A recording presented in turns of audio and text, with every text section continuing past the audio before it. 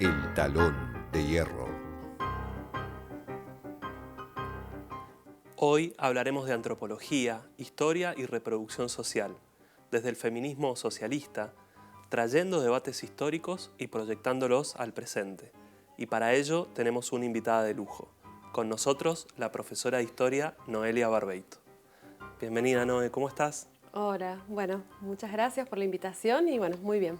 Bueno, un gusto y gracias a vos por participar de este ciclo.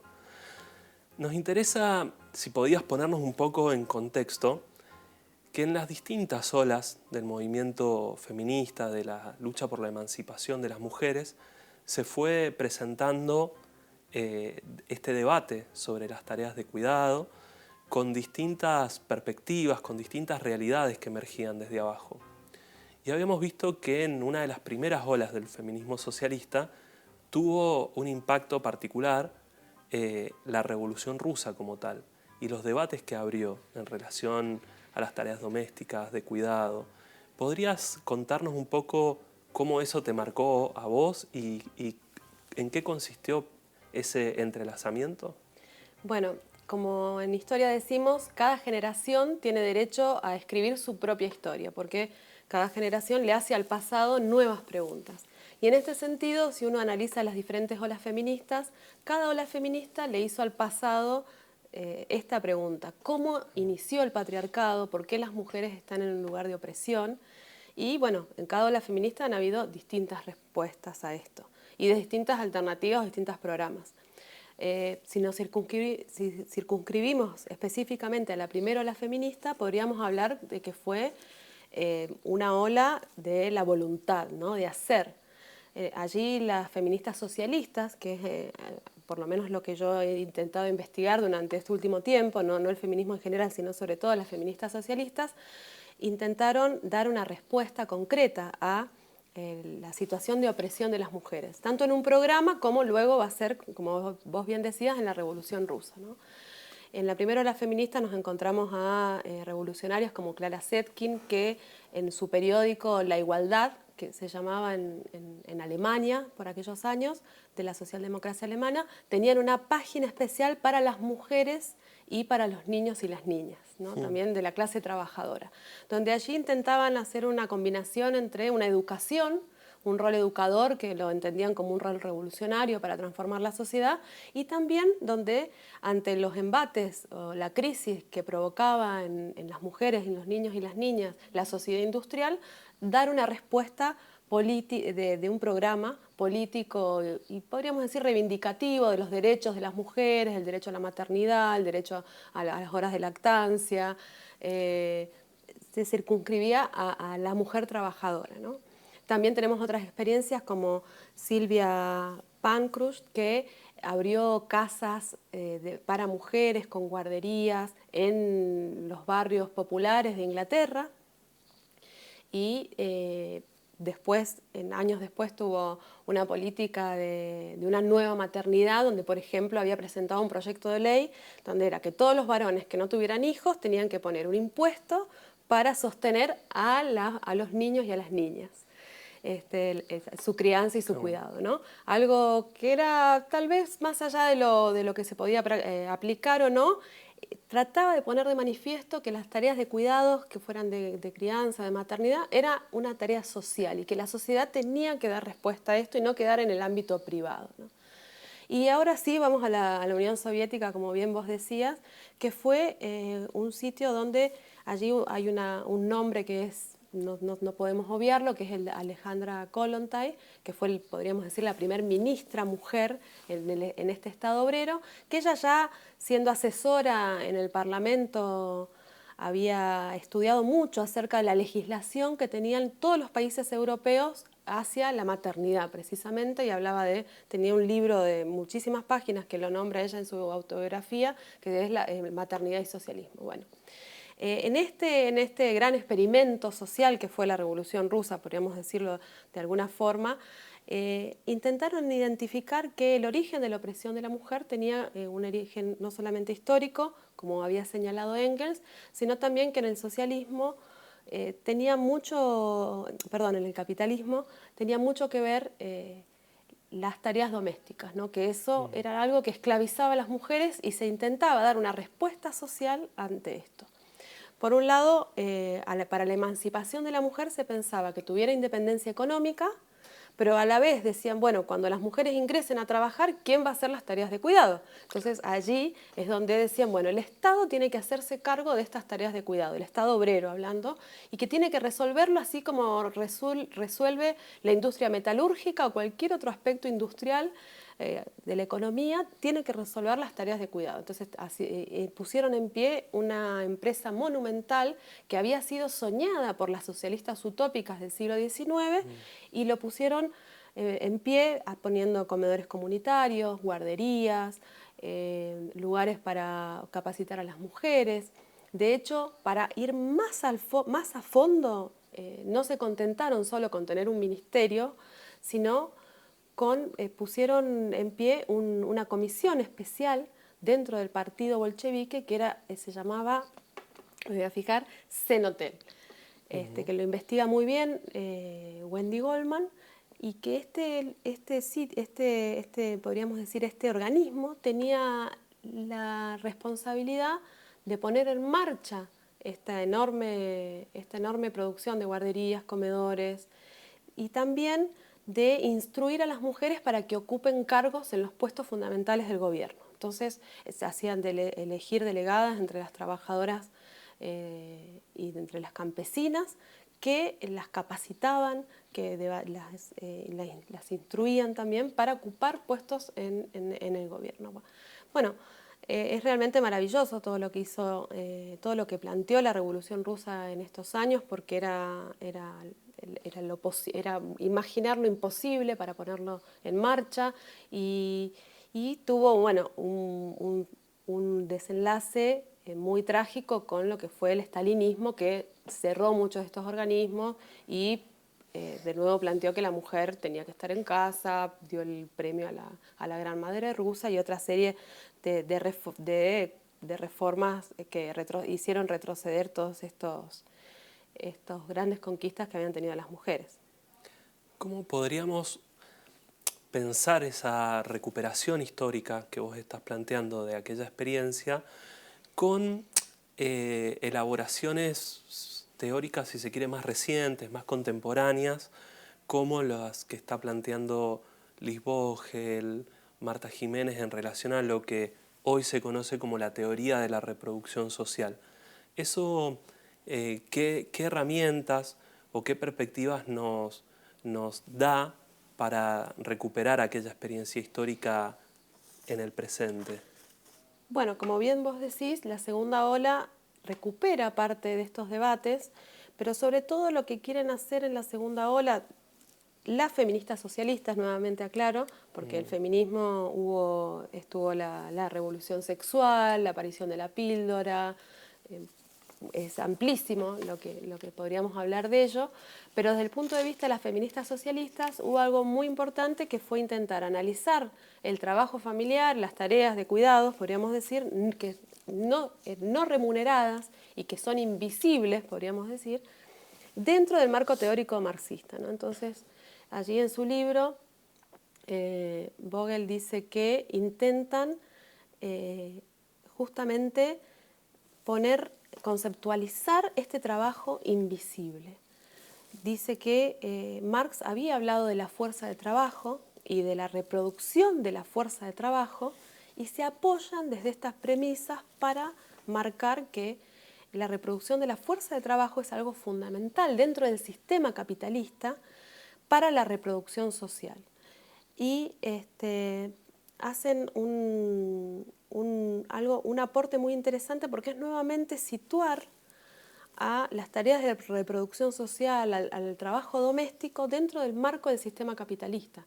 Es decir, que no se trata de tener una visión ahistoricista de lo que es las tareas domésticas. Muchas veces uno ve la tele o prende una película y ve que en la prehistoria está de nuevo la mamá, el papá, el nene, y la que limpia la cueva es la mujer, o esta idea de que en la Edad Media también estaba mujer, varón, el hijo, y estaban limpiando, la campesina limpiaba dentro de la casa, del rancho. Entonces, en realidad, por un lado, después nos vamos a referir, ¿no?, a las arqueólogas, las antropólogas que han estudiado esto, dicen que esta visión de la historia, que siempre hubo un trabajo doméstico que fue ocupado por las mujeres, cuya tarea se ocupó la mujer, es una construcción que se hizo desde la burguesía, desde el capitalismo en el siglo XIX, en el siglo XX, ¿no? Pero no es que en toda la historia siempre fue así. Entonces, lo interesante de la propuesta de Vogel y de Marta Jiménez es que intentan circunscribir el análisis, la teoría de la reproducción social al sistema de producción capitalista,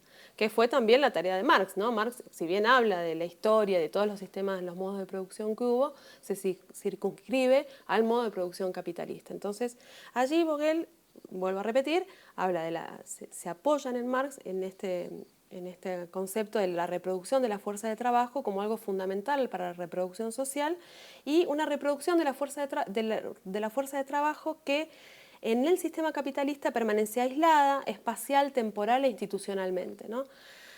Por su parte, Marta Jiménez, porque vamos a hablar de estas dos autoras, pero en realidad la literatura marxista que hubo durante los años 70, 80 fue amplísima y dio lugar a muchísimos debates muy ricos. Marta Jiménez va a criticar la visión de la mujer como parte de una ley natural o cultural, y va a hablar que forma parte de la concepción del materialismo histórico sobre la relación entre el nivel de vida de la reproducción de mercancías y su envoltura ideológica, ¿no? Dice que hay modos históricos de reproducir seres humanos, ¿no? Esto es muy interesante, ¿no? Cada modo de producción implica un modo de reproducción sexual, ¿no? Y que hay que identificar los procesos capitalistas que colocan a hombres y a mujeres en situación desigual, ¿no? Entonces, habla de las condiciones materiales, económicas, biológicas que dan forma a diferentes actividades, y señala algo que para mí es fundamental, donde dice que la producción pública de mercancías tiene como contraparte la reproducción privada de la fuerza de trabajo. Y aquí nos vamos a detener. ¿Qué es la reproducción privada de la fuerza de trabajo? Bueno, dicen, cuando un trabajador va a trabajar, después necesita recuperar energía, significa comer, necesita vestirse, necesita bañarse, necesita... también hay parte de esa clase trabajadora que necesita ser cuidada, ya sean niños y niñas, o ancianos, o personas con discapacidades que necesitan ser cuidadas. Y también un aspecto de la reproducción social es la reproducción misma biológica, podríamos decir, de la especie, para que el día de mañana vuelva a haber más trabajadores.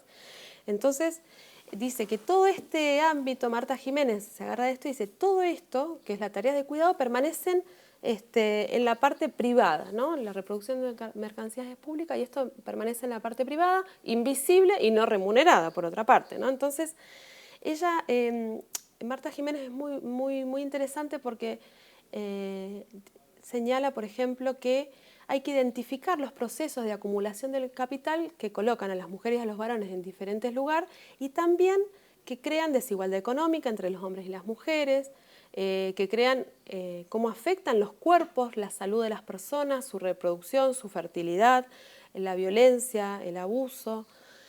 Y bueno, y nos llama a las mujeres, a las feministas de esta tercera ola, podría ser, porque ella también todavía está produciendo y está haciéndose sentir su voz, nos llama a las mujeres a estudiar cómo es nuestra actualidad, ¿no? La globalización, qué impactos ha tenido sobre la mujer trabajadora, qué impactos ha tenido sobre la familia. Entonces dice, no es lo mismo lo que era la mujer trabajadora hace 80 años que hoy la mujer, hay una feminización de la fuerza de trabajo muy grande.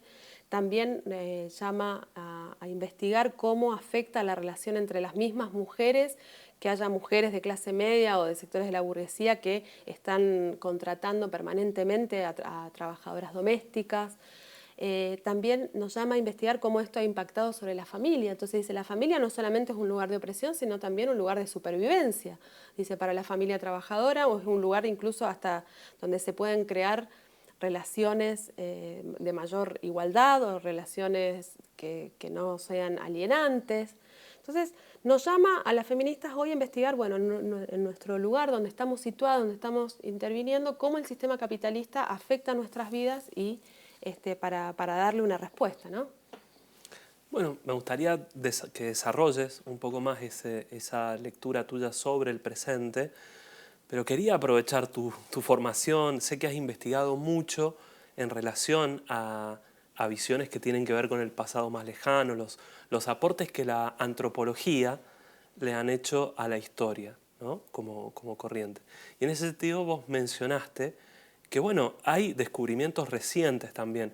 O sea, el romper con esa naturalización, esa idea falsa de que el sexo femenino, la mujer, era casi un signo de igualdad con el ámbito doméstico, con recluirse exclusivamente a las tareas de cuidado. Bueno, han habido descubrimientos también recientes en la antropología que demuestran que no sería tan apropiado ya seguir hablando de el hombre primitivo, sino que hay que volver a revisar en eso. Contanos un poco cómo eso llegó a vos, cómo fue la lectura de esos descubrimientos y en qué sentido crees que ayudan a enriquecer esa visión de la historia con menos estereotipos, ¿no? Bien, bien, como decías, estos últimos años al menos yo pude acceder a diferente bibliografía que, como te decía al principio, cada generación tiene derecho a volver a escribir su pasado, ¿no? A hacerle sus preguntas al pasado. Y en este último tiempo estuvieron saliendo libros, está el de Marilén Patumatís, que es El hombre de la prehistoria, es también una mujer, Marga Sánchez Romero, que escribió La mujer en la prehistoria, está Lady Sapiens también, y otra serie de libros, donde intentan, podríamos decir, devolverle a la mujer el lugar que le corresponde en la evolución humana, dice Patumatís, que me encanta esa frase. ¿Por qué? Porque desentraña en ellas esta idea que decía al principio, que en el siglo XIX y siglo XX se vuelve a poner a la mujer en un lugar donde hasta ese momento uno no encontraba. En la literatura que hubo durante siglos y siglos no hablaba de que el hombre cazaba y la mujer se quedaba en la cueva. Eso no fue, lo hablan que fue una construcción reciente. De hecho, Sánchez Romero señala que en los 50, cuando luego de la Segunda Guerra Mundial, las mujeres en Estados Unidos, en la Segunda Guerra Mundial, las mujeres habían accedido a los puestos de trabajo porque los varones se habían ido a la guerra. Cuando vuelven los varones, las mujeres tienen que volver a la casa.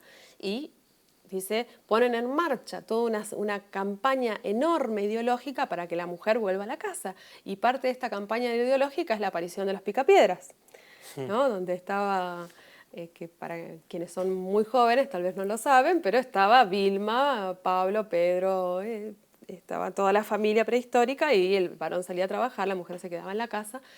Los supersónicos, bueno, mencionan, es muy, muy gracioso, pero muy, muy ingenioso cómo el sistema busca crear toda una propaganda acerca de lo que fue el pasado. Entonces, dice que a partir de los 70, nuevamente, en esta segunda ola feminista, surge la arqueología de género, la arqueología de las mujeres, donde intentan recuperar otra lectura sobre la prehistoria.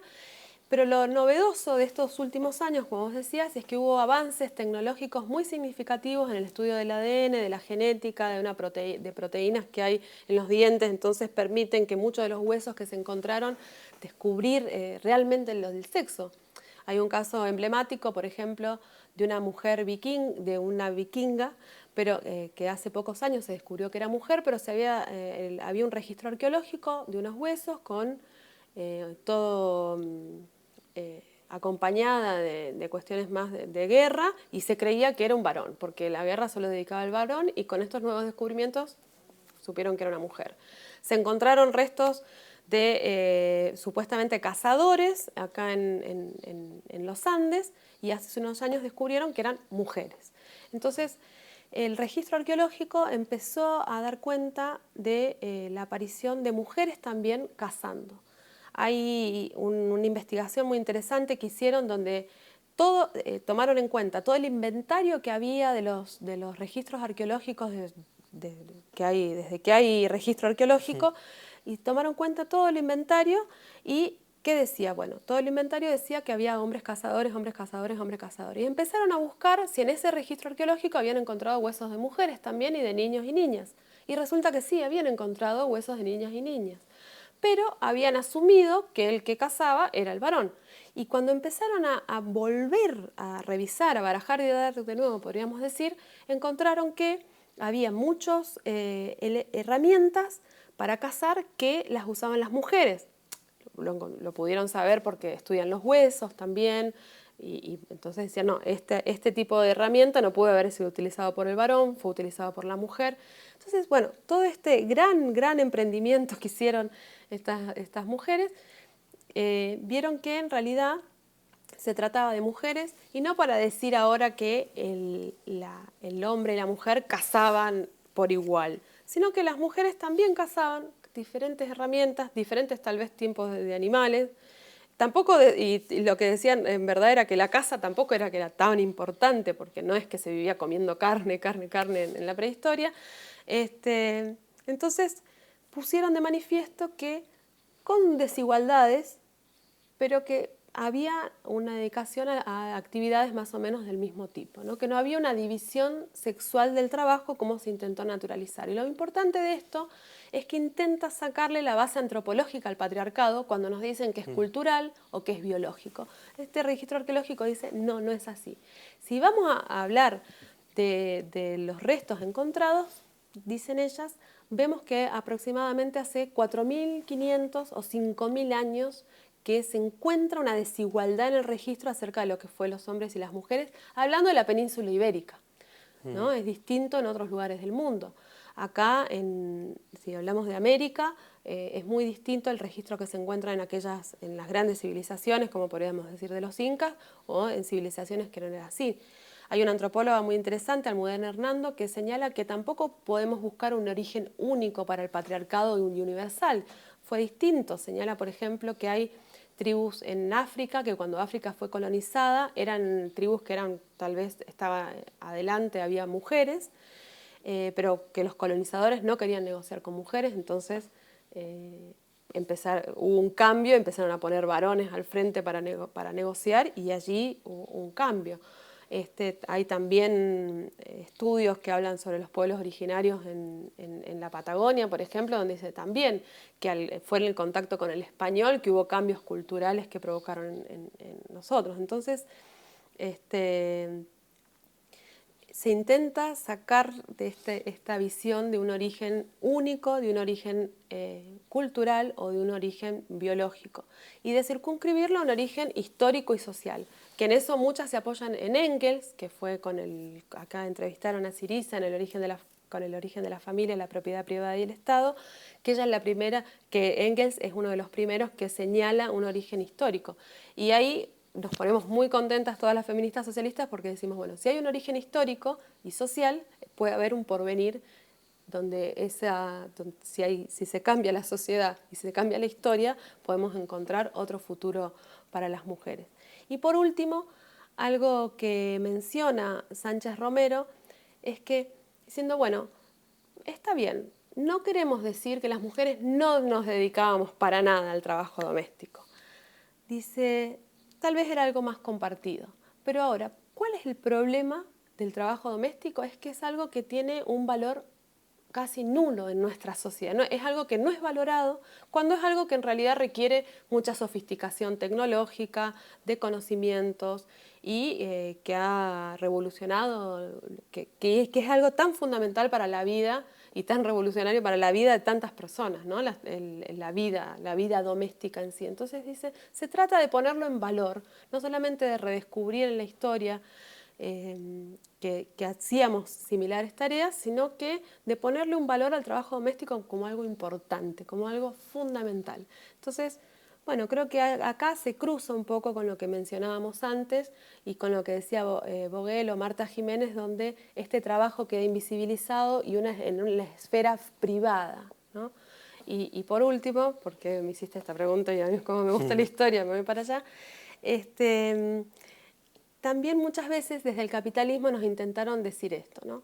Las mujeres o el ser humano en este sistema está mucho mejor que antes, ¿no? Nos muestran un pasado donde una prehistoria que es hostil, donde es un pobre ser humano, una naturaleza hostil, donde un ser humano violento, donde era un ser humano desinteresado. Bueno, que ahora con el auge libertario nuevamente hay un revival, ¿no? Del darwinismo social y de esto que dice, bueno, en realidad no, lo que pasaba en la prehistoria era la supervivencia del más fuerte, ¿no? Ahí borrándole la palabra de Darwin, que en realidad dijo es la supervivencia del más apto, no del más fuerte. Y con esto intentan mostrar un pasado hostil para mostrar que es un presente y que es bastante bueno al lado de ese pasado, y que las mujeres, bueno, a lo sumo tenemos que tener un poco de paciencia para que los cambios culturales ya van a llegar. El último informe de la Organización Internacional del Trabajo dice que la igualdad del salarial entre las mujeres y los varones va a tardar cerca de 150, a lo sumo 200 años, ¿no? Entonces esta construcción de una historia lineal que va siempre en progreso hacia adelante, es interesante que estas antropólogas y prehistoriadoras lo ponen en cuestión. Y también hay un estudio, un libro, hago un paréntesis de Federici, que habla sobre la Edad Media, donde dice también las tareas domésticas en la Edad Media eran más repartidas. Y incluso Kollontai dice en la sociedad industrial que tanto avanza, la vida de la mujer no puede ser más miserable. Entonces, esto nos hace pensar que podemos rescatar aspectos de nuestro pasado para pensar en el futuro, y también la desvalorización de las tareas domésticas es algo muy propio de este sistema capitalista. Antes de volver, como habíamos prometido, al presente y a la realidad que tiene en el sistema actual estos debates, me interesaría aprovechar otro paréntesis con vos, que es aprovechar también de tu experiencia política para pensar cómo todos estos debates que vos fuiste mencionando, hablaste de primera, segunda, tercera ola feminista, hablaste de la diferencia entre las perspectivas liberales y socialistas. Bueno, eso cómo se tradujo históricamente en formas de organización política de los feminismos, de los movimientos de mujeres.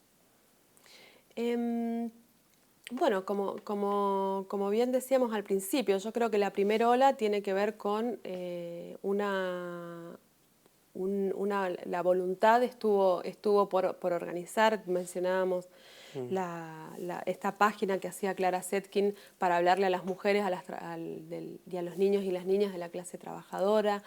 Silvia Pankhurst, que en Inglaterra organizaba a las mujeres de los barrios obreros y a los trabajadores también.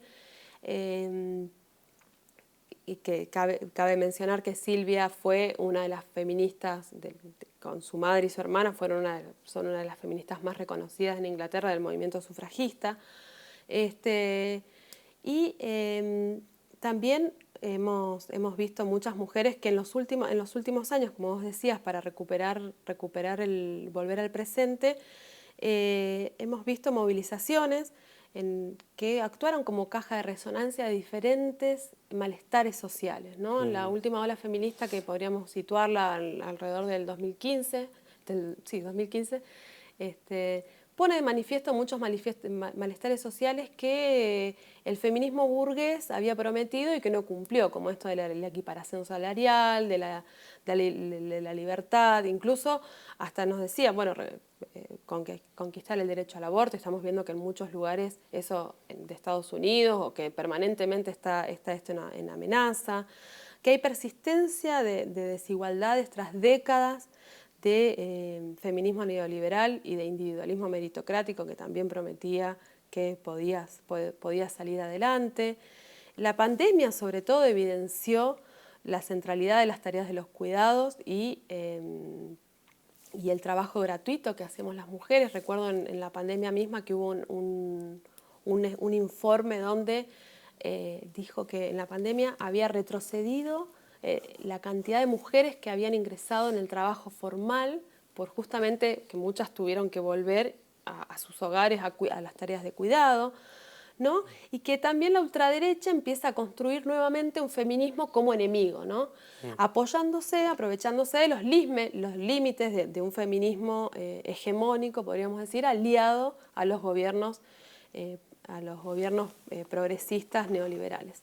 Entonces, aquí vuelve nuevamente a ponerse de manifiesto las tareas de cuidado y vuelven a surgir estos debates, podríamos decir, la reedición de los libros por parte del Instituto de Pensamiento Socialista de estos libros. El otro día leí un paper donde decían que Alejandra Kollontai estaba siendo nuevamente estudiada por mujeres y estudiosos de todo el mundo para verle el gran experimento de la Revolución Rusa. Pero para ir concretamente a lo que vos preguntabas de la organización de las mujeres, creo que en la primera ola claramente fue la máxima expresión de la organización de las mujeres. En la segunda ola tal vez se circunscribió a un debate más teórico, podríamos decir, muy, muy fructífero, que nos permite hoy tener reediciones de libros que nos hacen pensar y poner en marcha muchísimas categorías, conceptos que utilizaron desde el marxismo para pensar la realidad de las mujeres.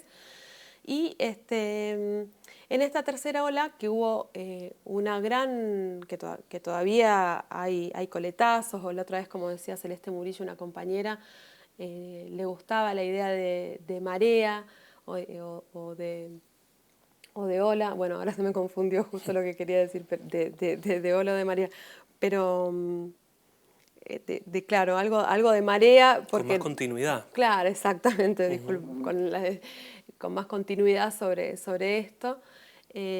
Claro, que retoma debates, vuelve con fuerza, retrocede, también propio, ¿no?, de lo que está pasando con la clase trabajadora o los gobiernos ultraderechistas que están asumiendo.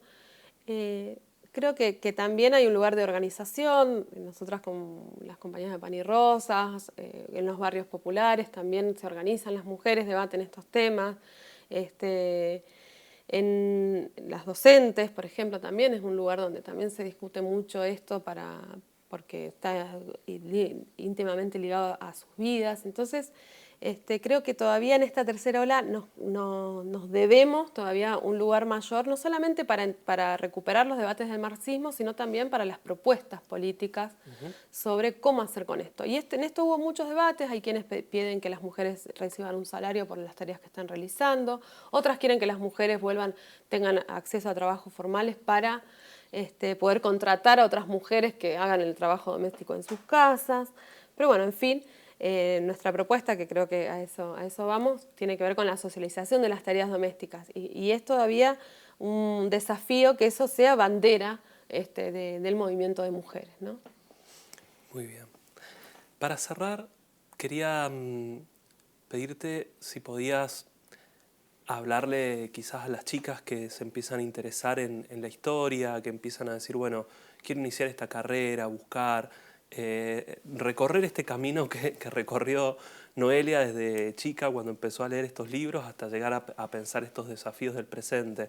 ¿Cómo le llevarías qué consejo les darías vos a las chicas y los chicos que se interesan por estos temas para que busquen, para que hagan sus primeras armas en esta tarea?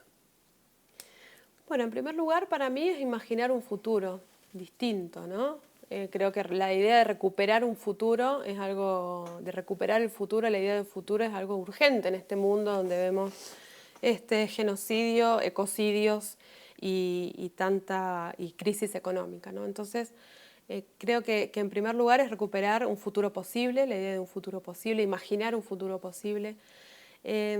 En segundo lugar, creo que también es volver a encontrar los aliados en la clase trabajadora, los procesos de acumulación en capital que llevan a que las mujeres tengamos desigualdad con los varones, a que lleva a que nuestras vidas y nuestros cuerpos estén sometidos. También tenemos un mismo responsable que es el capitalismo, y encontrar a los trabajadores como aliados en ese camino. Y también creo que recuperar esta idea de la socialización de las tareas domésticas es algo que no solamente atañe a quienes tenemos hijos o a quienes cuidan o a quienes a quienes limpian, sino también tiene que ver con algo para pensar en futuro. Hay un artículo muy interesante que salió hace poco en la revista Jacobin que muestra cómo la socialización de las tareas domésticas también sería incluso hasta más racional desde el punto de vista económico. ¿Cómo puede ser que pensemos que hay 2.000 millones de hogares en el mundo? Pensá que en cada uno hay mujeres que no tienen que ser necesariamente grandes, pueden ser jóvenes, que están pensando qué hacer de comer y están cocinando, están resolviendo eso. En cada hogar de esos hay un lavarropa funcionando. Bueno, si eso fuera socializado, si estuviera colectivizado, si hubiera lugar de lavanderías lavanderías comunitarias, lugares para que alguien cocine nutritivamente para 100 personas y no para una, sería incluso más racional desde el punto de vista energético y permitiría ahorrar recursos. Creo que también la lucha por un futuro tiene que ver con recuperar el tiempo, ¿no? Un tiempo que no sea entregado a un trabajo solamente, o un tiempo que sea entregado solamente a un divertimento mercantilizado que sea utilizado ahora, reducir la jornada de trabajo para tener tiempo de ocio. Creo que si yo les tuviera que dar un consejo es ese, ¿no? Imaginar otro futuro y abocarse a un marxismo y al materialismo histórico y acercarse a las feministas socialistas, porque nosotros intentamos no vender espejo de colores, sino encontrar los fundamentos científicos y los fundamentos teóricos para el cambio y la transformación social, ¿no? Y sobre todo que volvamos a revalorizar lo colectivo, ¿no? Si se puede pensar en otra sociedad diferente en el futuro, si se puede pensar en el socialismo, bueno, justamente siendo consciente de la potencia de la cooperación que nos permitió sobrevivir como especie, que nos permite hoy en día seguir existiendo, ¿no? Porque incluso en el sistema capitalista, si no fuera por la cooperación o la socialización de muchas tareas del trabajo, de aspectos de la producción, no podría funcionar. Pero esa muchas veces queda relegado a un segundo plano y se pone en primer lugar, bueno, el empresario que hizo tal o cual cosa. Entonces, creo que esa recuperación de lo cooperativo, de lo colectivo, de la socialización, y que la emancipación de las mujeres, como decía, parafraseando a Marx y parafraseando a Lenin, que también lo dijo, la emancipación de las mujeres se da tarea de las mujeres mismas, y de nuestros compañeros que quieran sumarse en este camino, porque el taller del futuro necesita de muchas manos para llevarlo adelante. Entonces, bueno, no sé si respondí a tu pregunta, pero creo que por ahí, por lo menos, la punta del hilo para empezar a tirar. Muchísimas gracias, Noelia. Nosotros queríamos hacerte un presente de parte de las ediciones del Instituto del Pensamiento Socialista, una edición muy reciente de una autora que mencionaste recién, Marta Jiménez, con un libro que se llama Marx, las mujeres y la reproducción social capitalista. Y yo agarré también un libro que trajiste vos y que quería aprovechar para recomendarles a nuestra audiencia, que es de Liz Vogel, El marxismo y la opresión de las mujeres. Bueno, este es para vos, Noé. Muchísimas gracias por esta clase que nos has dado y esperamos tenerte nuevamente en el Talón de Hierro. Bueno, muchas gracias. Nos vemos en un próximo episodio del Talón de Hierro.